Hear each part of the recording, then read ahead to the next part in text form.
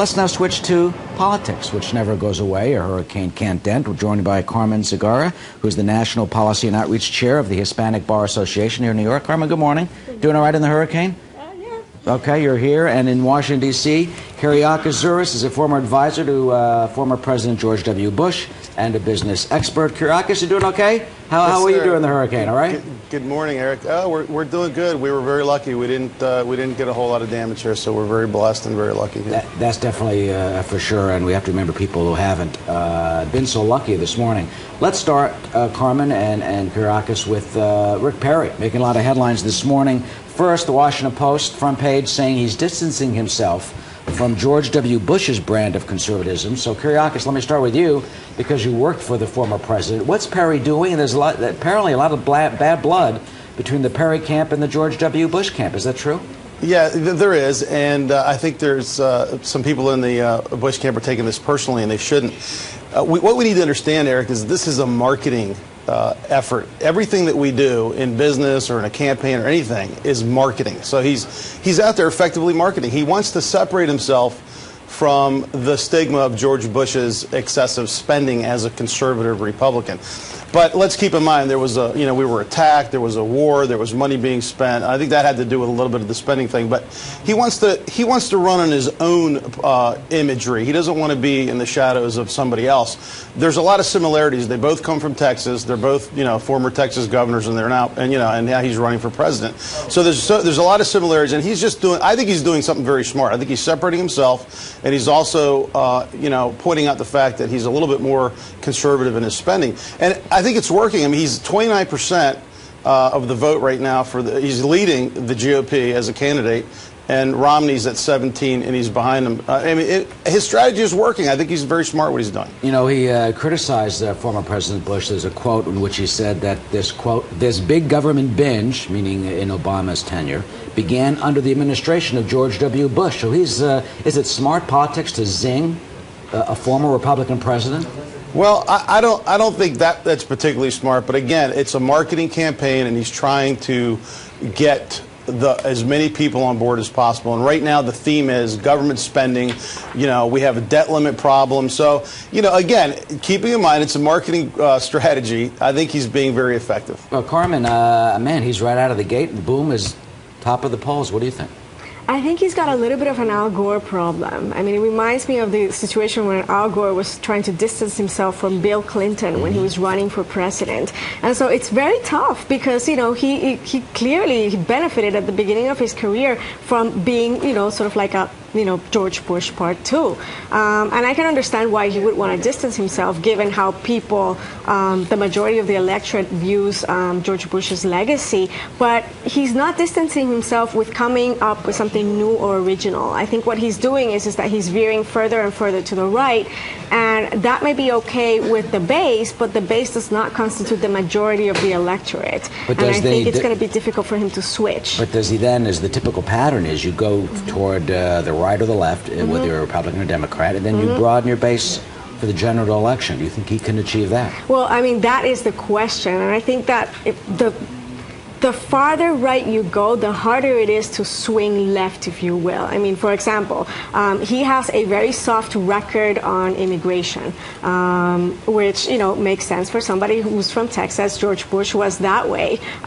So in a sense there, by distancing himself from George Bush, then logic tells you he needs to veer to the absolute right, which is to be completely anti-immigration. This will be a huge problem to convince the Hispanic electorate all of a sudden to say, okay, well, if you veer to the right, how are we going to believe you when you're starting to broaden your base? And right now, as he's veering to the right, then the base is looking at his immigration record and, questioning how much to the right is he really. Kereakos, how do you, for example, he ran Al Gore's 1988 presidential campaign in Texas. So how does he overcome that, and how do you deal with these gaps and explain, such as having defended and been a supporter of Al Gore? Well, again, he's got a record that he's really running on right now. Okay, he's producing results then in Texas. He's going to distance himself from George Bush. his past without the Al Gore campaign and everything else he was doing, I don't think is relative. I don't think he's suffering from the same problem as Al Gore did, because this guy has a track record that's amazing. He's got 40% of the job growth of America is coming out of Texas. He's got a lower unemployment rate than all of America combined. People are working. His economy's going. So there's some distinctions there that you can't just make a blanket comparison. I think that he's going to tout what he's done. He's going to point out the things that he's doing in Texas, the job growth, the low unemployment rate, people are back to work, and he's going to take a hardline, traditional conservative stance, because I think American people are tired of this spending of what we have now in this administration, and they're going back to the conservative principles, and I think he's smart to do that. And that obviously affects Romney. How do you think Romney shifts gears in trying to face him? I think Romney's making a mistake by running on the same platform and that he did in the prior election. It didn't get him anywhere then, and I think it's really causing him some trouble now. He's just flat. Look, Romney's out there and he's kind of quiet. Okay, Perry's out there and he's really, stirring things up. He's aggressive. He's making a lot of noise. He's getting people on board. He's getting a lot of excitement behind him, and it's showing in the polls. 29% to 17. All right, Carmen, how does that affect Romney? Romney's got to shift gears or do something. He's put a lot of his eggs in New Hampshire. Well, Romney is running the general election campaign, and that is essentially what he's doing. And he's running it from now. He's looking ahead at basically positioning himself so that when the American people or the Republican Party has to choose between whether they actually want a shot at winning the presidency or not, they're going to realize that they need to go with Mitt Romney because he's the one that is going to most likely attract the independent voters, which are the majority of voters in this country. What happens if, let's say, Bachmann wins Iowa, and then Romney, let's say, may win New Hampshire. I'm just saying this is out there. Yeah. And Perry wins South Carolina. You got a three-way split. Yeah, and then I'm looking at 47 states that are saying, hello, we count too, So he can lose the beginning and still win, the nomination. And I think it's way too early to tell. Yeah, that's true. What if Perry wins New Hampshire? Man, that would upset the apple cart the way at least the pundits say it. Here's my favorite article of the morning. You talk about politics being tough and hard. How do you guys stay in politics? How do you do this? Politico, top story by Jonathan Martin, is Rick Perry dumb? How would you like to see that, written about you? They call him Dr. Goodhair, Governor Goodhair. And one former Republican governor who knows Perry cracked, quote, he's like Bush, only without the brains. Kereakos. I think it's very sad that Republicans or anyone that's an official, an elected official, would come out and talk like that. Look, we've lost respect here. This is unbelievable. These comments are ridiculous. They're unwarranted. If the guy's dumb, well, then he's dumb in a pretty good way because he's producing results in Texas. Look, I think the people that are saying these things have some bitter attitude against them, whether it be Republicans from the Bush administration and, of course, Democrats. This is nonsense, okay? The guy, you call him whatever you want, all right? But he's producing results, and that's what the people are looking for. What is he doing? He's got an excellent record right now. You can call him whatever you want. You can make fun about his hair, whatever. But you know what? People like him. They're speaking out. 29%. He's in the lead. I don't see him losing his margin right now anytime soon. Even the way they write this in this arch, snarky type way, Rick Perry is confronting an unavoidable question. Is he dumb or just underestimated?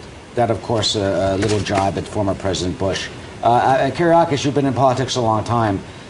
Where does this stuff come from? Is it the Georgetown cocktail party chatter and then people behind the scenes making fun of politicians and then it seeps into an actual article? Yeah, and it's kind of sad because when they say these things, they know they're going to make headlines. And it actually, in my opinion, it makes Perry look good, and it makes these guys that are making the comments look pretty sad. Okay, and look, and you want to know what? You want to know why I think his appeal is good right now? Because he's a very basic guy. He doesn't speak in a language that's above everybody, the average American. When he talks, you can understand him, and I think he appeals more to the grassroots American, the people that are out there working, the ones that are producing, the ones that are looking for employment right now because we've outsourced all our jobs to China and we've made it impossible to grow business in America. He's appealing to America, and they like it because they understand him when he talks and he makes sense. Well, he's got, he talks about George W.Bush going to Harvard and being a graduate of Yale, yet he went to A&M. Carmen, I mean, you think he's dumb? I think that any politician that manages to get himself elected for 10 years is not dumb. The question is, does he have, at the end of the day, the kind of record and the kind of grasp of what the issues are going to be in the future to be able to serve this country in a positive direction? I mean, my issue with his record is, when you start to scratch the surface, you see job growth, and then you see two things. The job growth is by stealing jobs from other states. When you're president, you can't do that. It's a zero-sum game. It's like you can move the jobs from, New Hampshire to Texas, but that's not going to add to the overall number. And then you look at the types of jobs that are created, and you see their minimum wage jobs, the vast majority of them with no benefits whatsoever. You look at the educational system, he has a very poor track record on that. If we're going to make progress in terms of being able to pay down the debt, for example, which, as a Republican he professes he cares about, well, he needs to do better than create minimum wage jobs, because guess what? Those don't produce the amount of tax revenue that pay off the debt. And we need to produce better educated Americans, because they're the ones that are going to eventually invent the things that are going to, if you will, get us the money to be able to pay off this debt. So I think, whether he's dumb or not is irrelevant. I think it's not an appropriate way to address anybody. But then, before we get into the policy, what makes the headlines is calling Ben Bernanke treasonous and this sort of thing has kind of been popping off. Do you think he will learn his lesson to temper it down, or that's not his I think the personality? Well, it's a tough call, because I think, if he's appealing to the American people and that's what they want, they're going to vote for that, and that's what they're going to get. The question is, are we in an aspirational mood? Do we want to go back to where we were? Do we want to go, to become a leader again in the world? Or do we want to sink further into, sort of, whatever it is. And something else that reminds me about covering politics for a long time, and I traveled with Bill Clinton in '92, and look at Ronald Reagan. He was underestimated, and there's a emotional connection that you have with the American people. Kereakos, talk about that for a second. When you kind of have this sense of the pulse of an instinct, Reagan had that. Bill Clinton had that. How important is that in politics beyond being a PhD? It's extremely important, and I'm glad you raised that question, Eric. Listen, people make decisions based on emotion. Okay, they don't do it based on logic. 90% of all decisions made are by emotion. This man is appealing to the emotions of the American public right now because they're tired of this government and this administration, the Obama administration and President Obama, who wants to socialize America and make us like Europe and give everybody's money away. The problem with socialism is you run out of other people's money sooner or later, and we're already there. They're tired of it. They know it's costing them a fortune. This guy is speaking their language. He's grassroots. He talks at a level that everybody understands. And as far as his Bernanke comment, I agree with him. It's treason. Look, you know what his answer to this whole problem was? Well, we're never going to have a problem because we can print more money. Well, then I want one of those money print machines at my house, so maybe we should give one to every American in the country, so when we can't pay our credit card bills, we just print more money. That's a great answer. It's very sad coming from a guy like him. And you know what? And I'm glad he brought it out. And it's shaking things up, and it's making people think. And I think it's having an effect. It's good. Yeah. People are waking up, Eric, and it's time. Well, it's gotten him a lot of traction. And there's also, let me switch to the president. President Obama, a AP article, pretty shocking. It says, Obama faces trouble with key voters. This is not a political article. It is a straight news article, Carmen. It says, whites and women are a re-election problem for President Barack Obama. That's the lead sentence in this AP article. Younger voters and liberals too, but to a lesser extent. That's pretty shocking. How much trouble do you think President Obama is in, and can he recapture some of these groups that he was able to carry in 2008? You know, he's in trouble, but it's not shocking. I don't think so. I mean, I think everybody in this country has been screaming that the priority from people's perspective is jobs, and that is the one thing that he has not been able to focus on or deliver. And it's interesting because, you know, he could sort of craft a campaign that could point out that the reason he hasn't been able to deliver on jobs is because the Republicans have been blocking left and right. I don't see any signs of that. And the problem for him is that although what he has done in terms of quantitative easing and other measures have prevented us from, slipping into a depression, it's tough to run on a record that says, well, we're not in a depression because I did this and that. I mean, people want jobs, and I think his failure to focus on it, whether it's because of timing issues, because he chose other priorities or whatever, is going to, punish him. I think you hit something on the head. You said chose other priorities. Maybe when we look back in the past few years and you see the health care plan, you see some of these other policies that he had, would critics be correct in saying that, as Bill Clinton said in '92, or I guess James Carville said, it's the economy, stupid? Yeah. That maybe he should not, critics would say, maybe he should not have focused on these other issues. That's a throwback to the past. He's got to focus on the economy. Do you think that will be a legacy no matter which way it goes in the next election? I think so, and I think it wasn't just critics that were at the beginning of his presidency saying, healthcare is not the moment, to deal with healthcare right now. We really need to switch to jobs and the economy. Plenty of people on the left said that, and what we're seeing now is the consequences of, a failure to focus on that from the beginning. All right, Kereakos, last word. No matter which way the election goes next year, do you think that, as Carmen just said, not just critics say, well, maybe they focused on some of the wrong issues in the beginning of his It's true. President Obama came into this presidency with one thing in mind: to socialize America, and he did that by forcing through, and in my opinion, an illegal health care program where you're mandated to buy something that you may not want.